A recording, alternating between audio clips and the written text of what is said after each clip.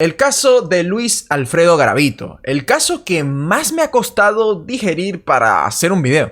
Sentía atracción por las mujeres, pero sentía más atracción hacia los hombres, ¿sí me entiendes? Porque yo veía a un joven, una persona joven, de pronto, digamos, un joven de 13, 14 años, y yo sentía inconscientemente, sin yo entender qué me pasaba, que ese niño a mí me gustaba y yo lo acariciaba, ¿sí? Y si ya te impactó esto, déjame decir que él dijo chico de 13 o 14 años porque esa era la máxima edad que solían tener sus víctimas.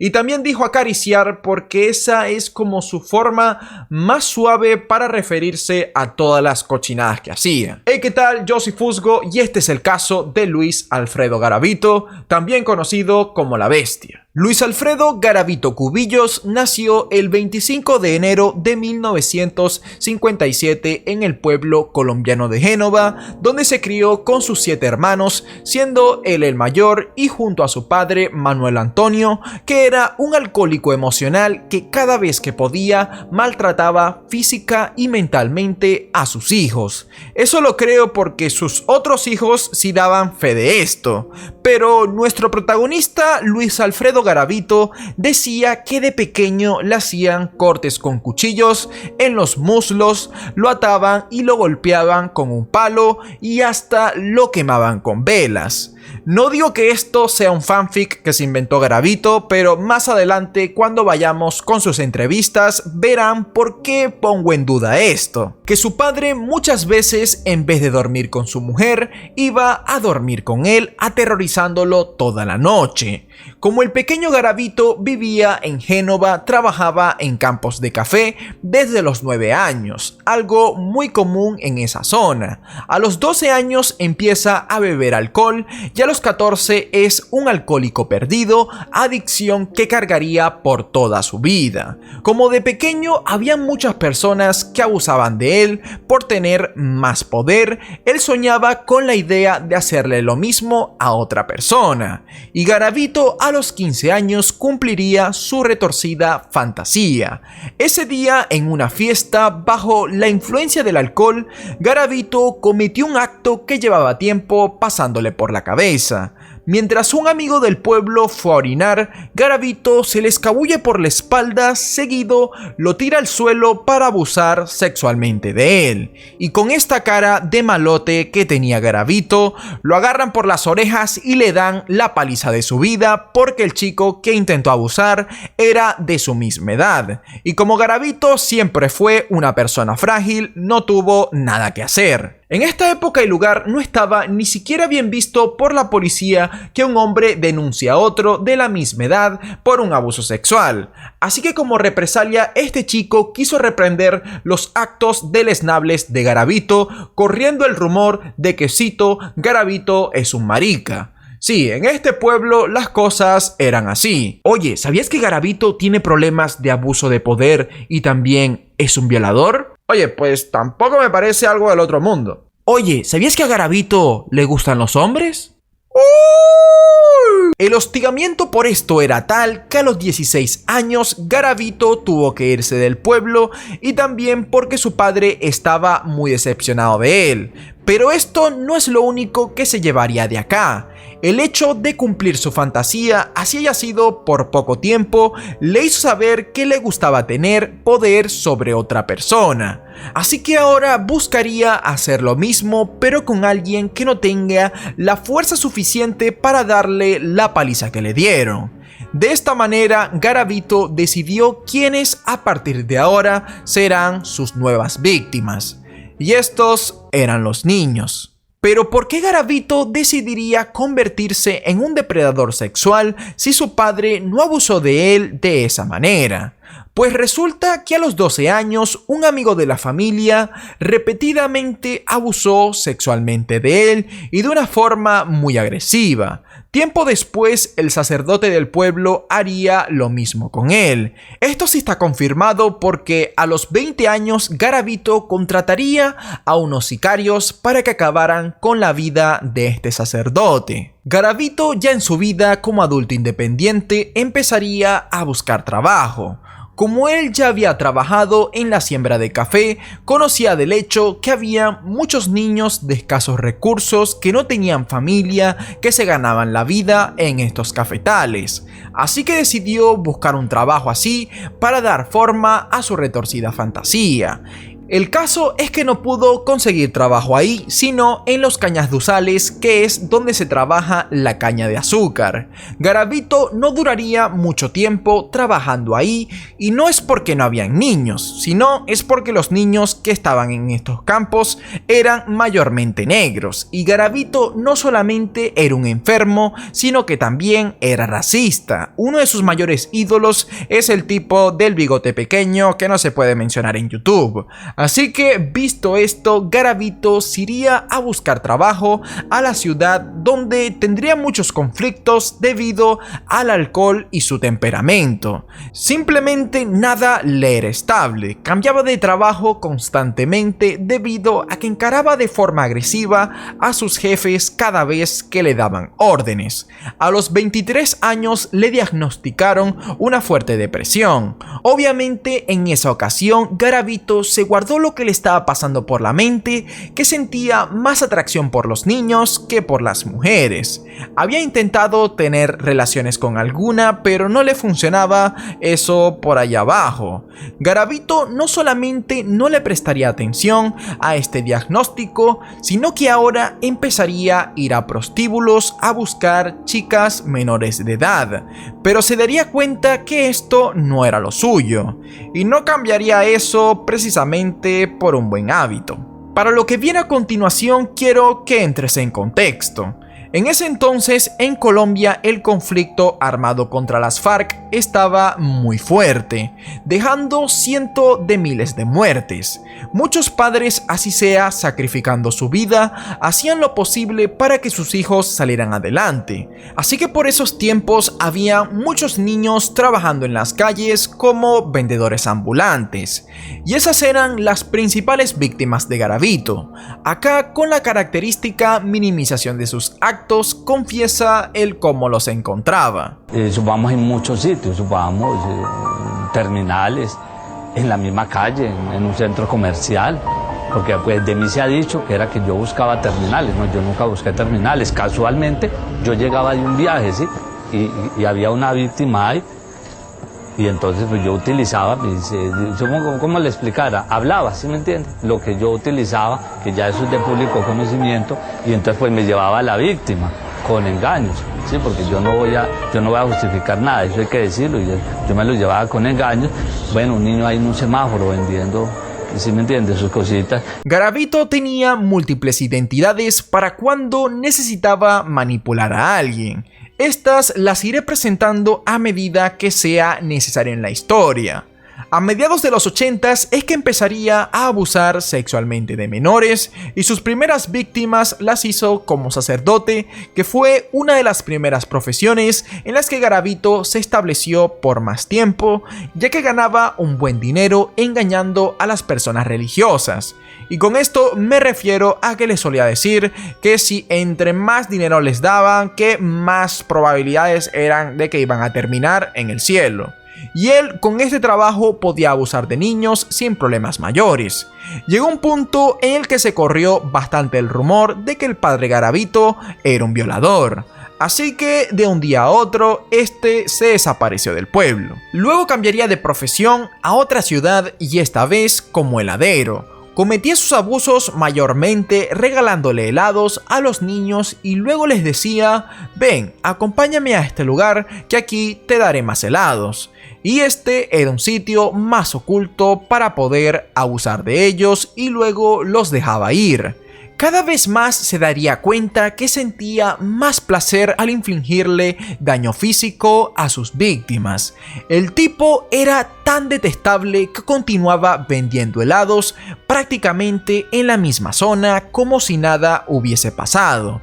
Hasta que un día un niño del que abusó lo reconoció, y Garavito comenta que sintió vergüenza por la mirada de pánico que transmitía ese niño al verlo de nuevo.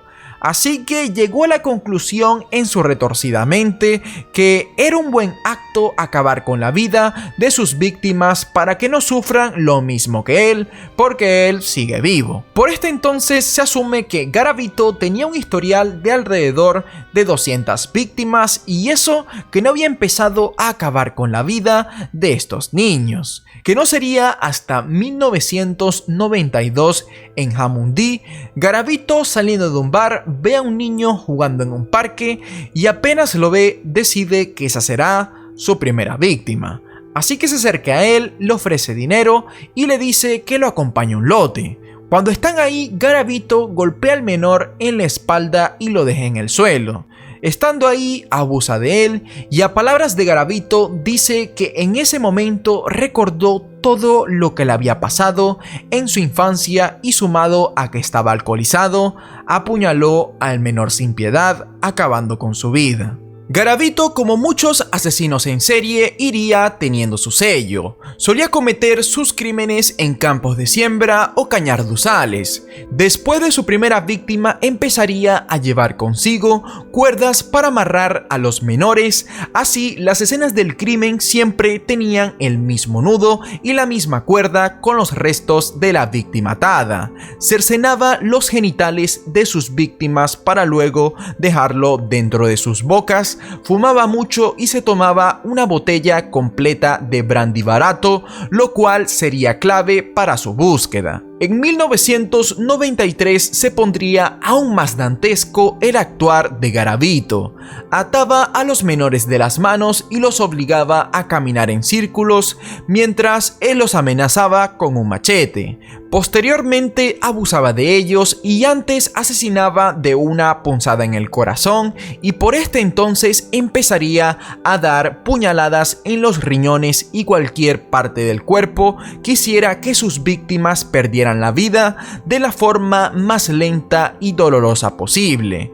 Con 8 de sus víctimas les cortaría el dedo pulgar para luego liberarlos, pero lo dejó de hacer, y no porque le pesaba la conciencia, sino porque era muy peligroso para él dejar a los niños libres. Por este entonces se empezó a correr la voz de que había alguien suelto haciendo todos estos crímenes, y la situación empezó a ser una prioridad para la policía cuando el número de víctimas fue significativo. Para ser exactos, fue cuando se encontró un cementerio de víctimas. 14 niños habían sido abusados y asesinados en un mismo lugar.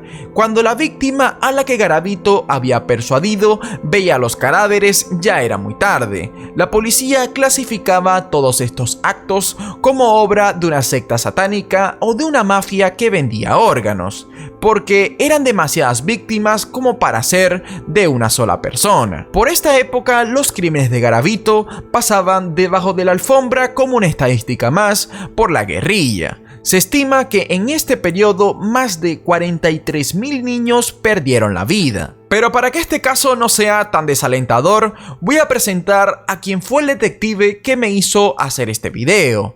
Aldemar Durán Saavedra, también conocido como La Sombra, por su forma de seguirle los pasos a cada uno de los criminales que estaban bajo su radar. Desde un principio, en 1992, este hombre sabía que era un asesino serial el que estaba detrás de todo esto. Gracias a él, la Unión Europea, la ONU y el gobierno de los Estados Unidos brindó mucha ayuda para ayudarle a resolver este caso, ya que él sabía perfectamente dónde enviar todos esos recursos. Los directores que estaban por encima de Durán le ponían trabas porque no creían en la existencia de un asesino serial con tal magnitud de maldad. No sería hasta 1998 que dejarían a Durán trabajar a pleno en este caso. Y esto fue gracias al director Álvaro Vivas, y de lo primero que hizo fue pedirle información al FBI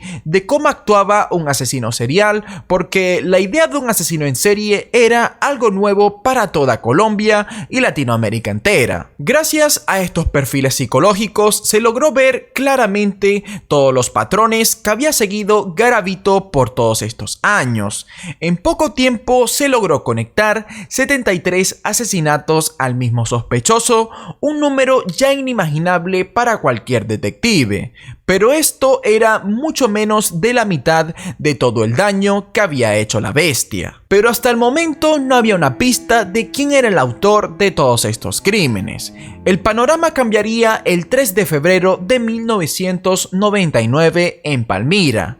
Ese día, Garavito había abusado y asesinado a otro menor, como solía hacer en unos campos de cultivo. Pero esta vez su adicción al alcohol le jugaría una mala pasada porque haría que se quedara dormido en los matorrales, y sumado a que dejó un cigarro prendido, causó un incendio muy fuerte en esa zona.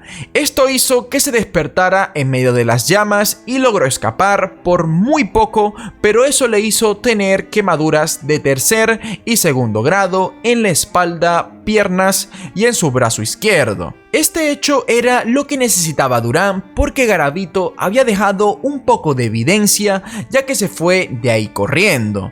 Entre los objetos encontrados estaba una botella de brandy, que con esto sabían perfectamente que era el mismo asesino que buscaban. Suponían que probablemente había sufrido quemaduras porque dejó la escena con artículos tan personales como sus lentes y zapatos, lo cual ayudaría más de lo que se pensaba para darle forma al aspecto de este asesino.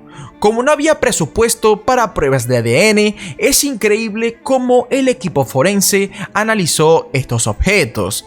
Primero, el tacón del zapato derecho tenía un inusual desgaste comparado al otro, y se pudo determinar que el sospechoso no podía pisar normalmente, sino que ponía el pie derecho en el suelo y luego lo giraba para enderezarlo.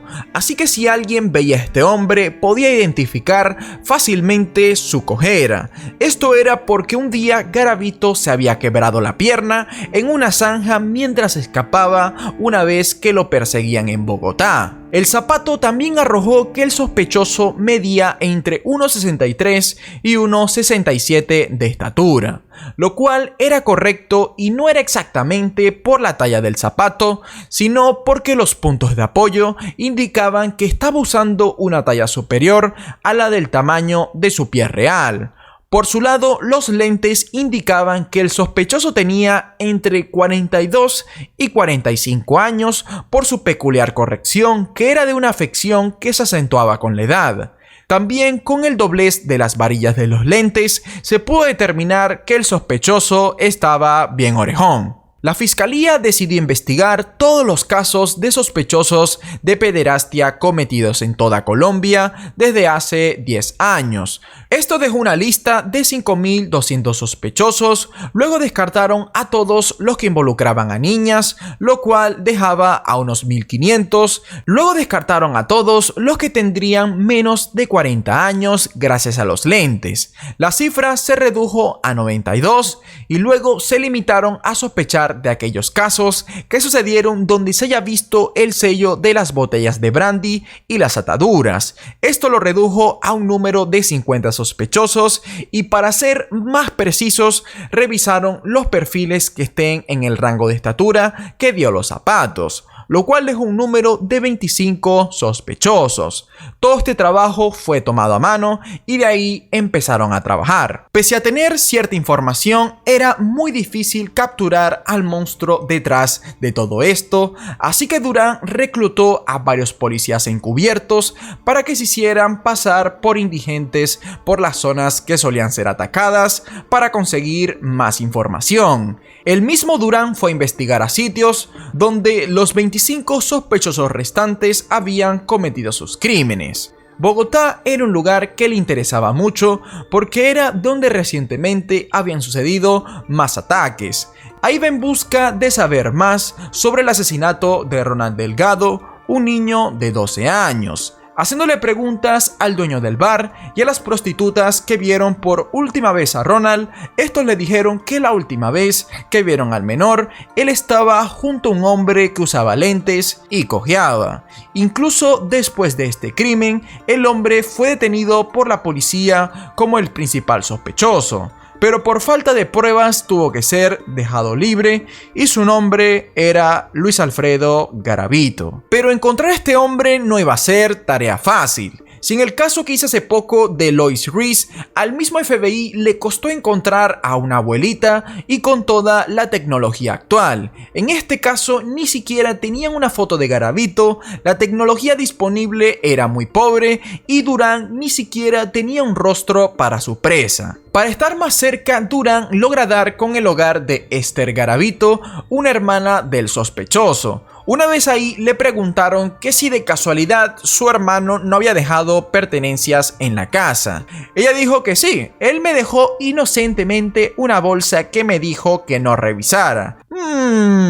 Con los estudios que les envió el FBI, Durán sabía que el sospechoso tendría que tener algún tipo de trofeo de sus víctimas. Al revisar las bolsas, los oficiales encuentran recortes de periódico de todos los asesinatos que había reportado la prensa sobre niños menores. Todos los crímenes tenían el mismo modus operandi del sospechoso que buscaban. Y eso no es todo. Esther les dio una bolsa con cuadernos a los oficiales que tenían escrito detalladas descripciones de todas estas víctimas, además del lugar donde hacía todo esto, y no ponía la hora porque este payaso siempre atacaba a las 12 del mediodía porque le tenía miedo a la oscuridad. Y en las bolsas también había una foto de Garavito y por primera vez Durán pudo ver el rostro de la persona que llevaba años buscando.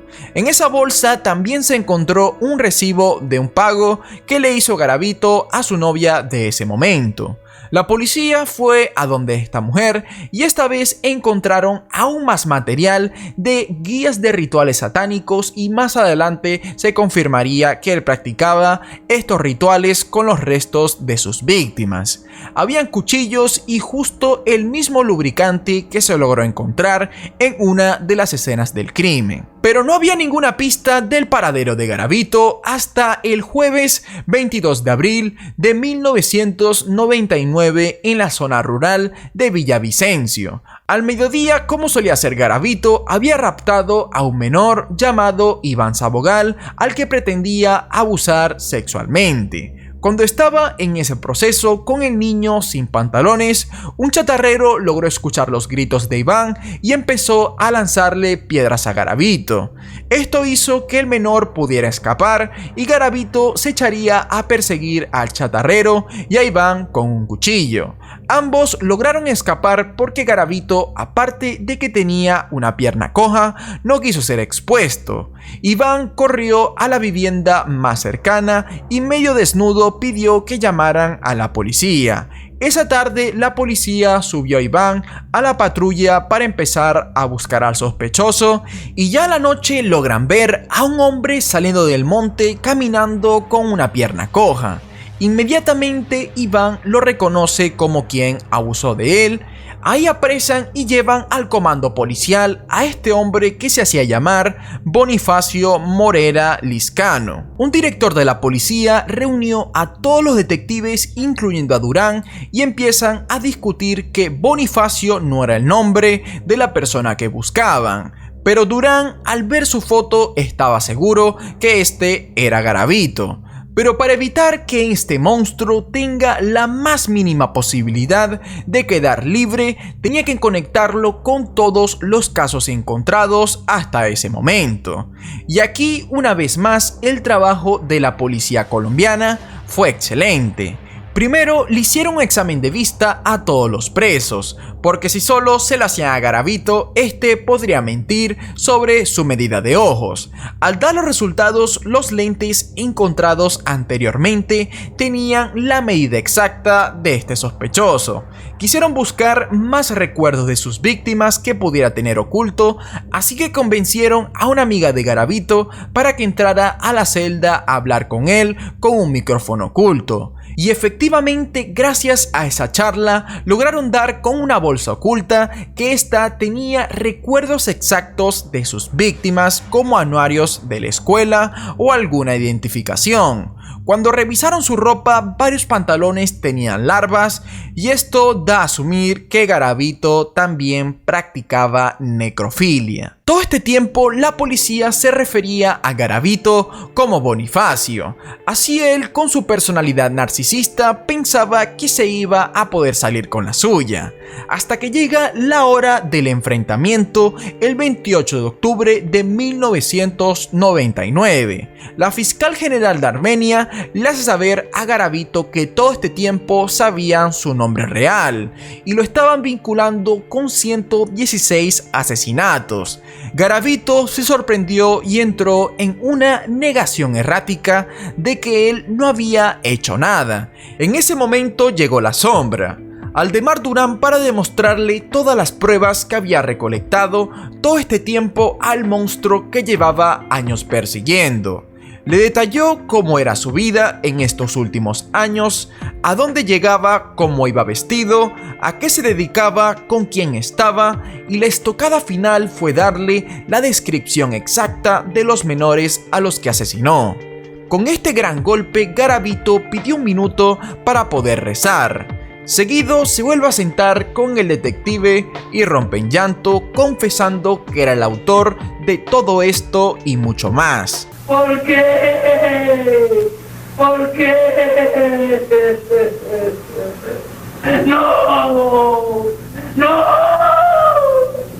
¡No quiero más! Esto hizo que la cifra aumentara a 192 asesinatos hechos en toda Colombia y también en Ecuador y Venezuela. Pero que todo esto fue obra del diablo. Que él lo explique mejor. Cuando yo en un libro de magia negra que me ha traído de un señor de por allá, me lo vendió, leo yo cómo se manejaba la tabla Ouija y empiezo yo a meterme en las profundidades del satanismo y yo vi en esa obsesión que tenía por poder y por dinero, que esa era como una opción muy buena, y opté por vender el alma al diablo. Y resulta que al yo hacer ese pacto, oigo una voz. En ese momento se corren las cortinas, se me para el pelo y entro en una psicosis y oí una voz que me decía que qué quería. Y yo le dije, quiero poder. Y dijo, ¿me quiere servir? Le dijo, quiero servirle a usted, le vendo mi alma al diablo. Y así fue que yo, en octubre del año 92, estando en la ciudad de Cali, siento que algo se me posesiona y oigo una voz que me indica que me fuera para Jamundí y cometo mi primer homicidio.